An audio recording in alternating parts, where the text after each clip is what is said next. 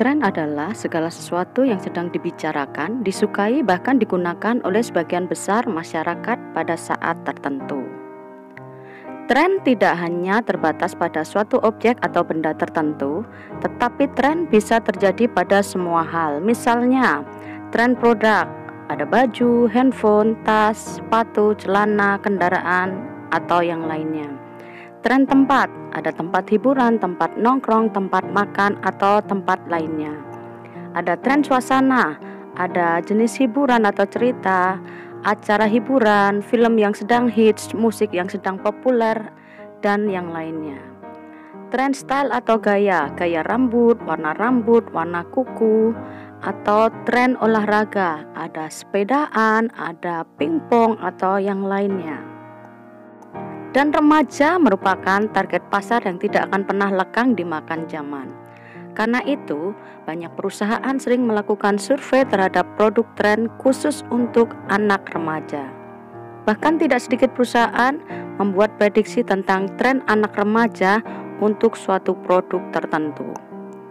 Tren remaja adalah segala sesuatu yang sering didengar, disukai, atau bahkan dikenakan oleh sebagian besar masyarakat pada usia remaja, masa transisi dari anak menuju dewasa.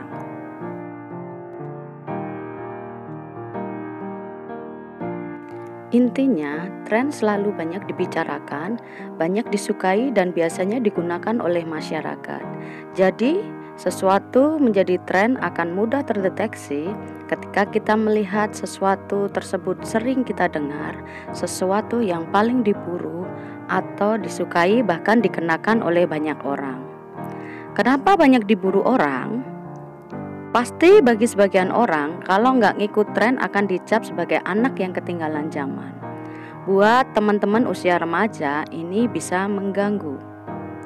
Mengikuti tren juga penting untuk kemajuan teknologi dan informasi. Contohnya dengan mengakses internet, kita jadi tahu kejadian-kejadian apa saja yang sedang berkecambuk di dunia luar.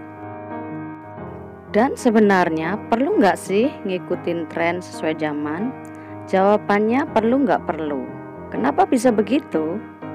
Sebagian remaja yang up to date pasti perlu banget mengikuti tren.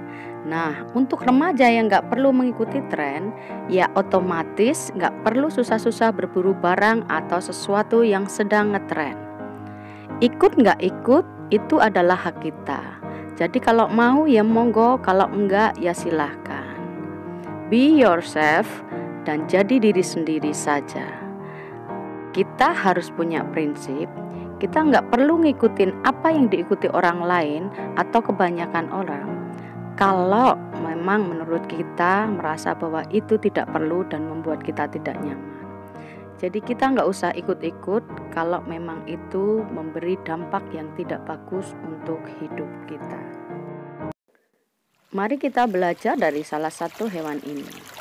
Ikan salmon adalah salah satu ikan yang mempunyai keunikan karena selain dapat berkembang biak di air tawar, ketika ikannya mulai dewasa, ikan ini bisa juga hidup di air laut atau air asin. Ikan salmon menjadi ikan yang berkualitas karena ikan salmon merupakan salah satu ikan yang gigih berjuang melawan arus demi bisa menghasilkan telur yang berkualitas. Ikan jenis ini akan melawan arus air untuk kembali ke habitat asalnya, yaitu air tawar di daerah pegunungan. Dan meski harus bersusah payah, bahkan ikan ini harus berusaha untuk melompat tiba di daerah yang airnya menurun, ikan salmon mengambil arah yang berlawanan arus karena ikan salmon tahu apa yang dituju. Setelah menentukan tujuan hidupnya, maka ikan salmon akan berusaha sepenuh tenaga dan menghadapi apapun halangan serta rintangan yang ada demi mencapai tujuan. Tidak jarang juga, sebelum sampai di habitat asalnya, mereka dimakan oleh binatang lain yang memangsa mereka. Ikan salmon, ikan yang tidak pernah mengenal lelah dalam perjuangannya melawan derasnya arus air. Akankah mereka terhanyut? Tentu tidak. Mereka bukan hanya memiliki kekuatan, tetapi juga mengetahui tempat dan habitatnya untuk berkembang biak. Terus bagaimanakah sebenarnya panggilan hidup orang percaya itu? Di dalam Roma 12 ayat 2, dikatakan, "Janganlah kamu serupa dengan dunia ini." Jadi, Tuhan mengharapkan kita sebagai orang percaya menjadi orang yang berbeda, tidak serupa dengan dunia ini. Di dalam Ibrani 2 ayat 1, karena itu harus lebih teliti kita memperhatikan apa yang telah kita dengar, supaya kita jangan hanyut di bawah arus. Berani melawan arus dunia ini dan memiliki kehidupan yang berbeda adalah kehendak Tuhan bagi orang percaya. Kita dipanggil untuk melawan arus dunia. Paulus menuliskan, "Janganlah menjadi serupa dengan dunia ini. Dengan tidak menjadi serupa dengan dunia ini, maka disitulah terlihat kualitas kehidupan iman orang percaya."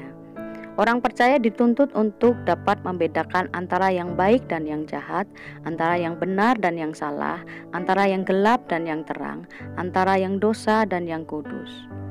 Ada banyak kisah tokoh Alkitab yang bisa kita teladani, terutama tentang prinsip hidup atau sikap hati mereka yang berani melawan arus.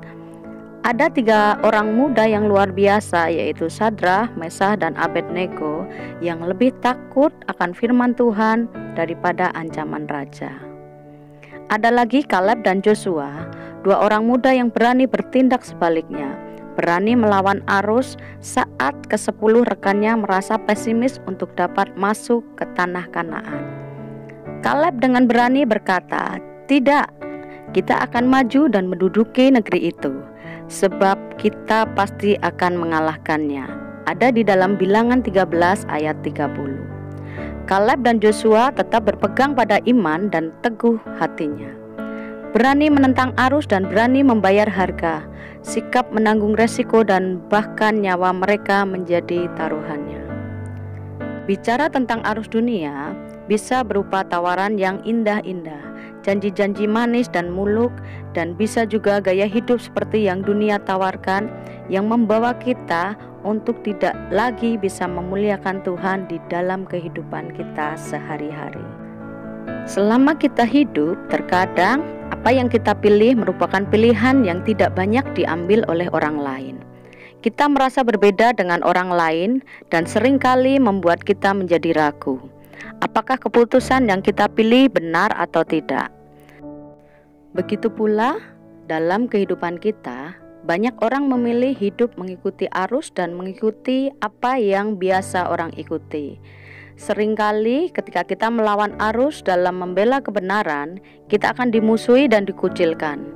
Karena itulah melawan arus adalah suatu yang tidak mudah, memerlukan tenaga yang besar dan juga keberanian. Beberapa orang lebih memilih hanyut. Kata hanyut adalah suatu kondisi seseorang tidak bisa menguasai keadaan, melainkan keadaan yang menguasainya. Hanyut terbawa arus artinya arus yang menguasai hidupnya. Dan seringkali seseorang bukannya hanyut terbawa arus, tetapi membiarkan dirinya hanyut karena lelah dan tidak memiliki tenaga yang besar. Hanya orang yang berani melawan arus, yang memiliki tujuan positif, yang mampu menggapai kesuksesan hidup. Mari kita belajar dari ikan salmon tadi yang berani melawan arus karena tahu tujuan akhirnya.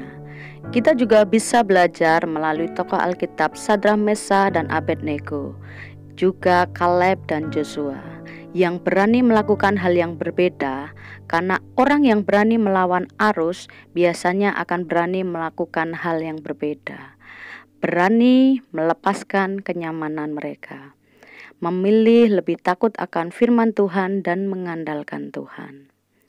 Belum tentu yang terdengar itu benar, dan belum tentu suara yang terbanyak itu benar. Jangan mudah terbawa arus dan berani melawan arus kalau itu bukan kebenaran. Terima kasih. God bless you.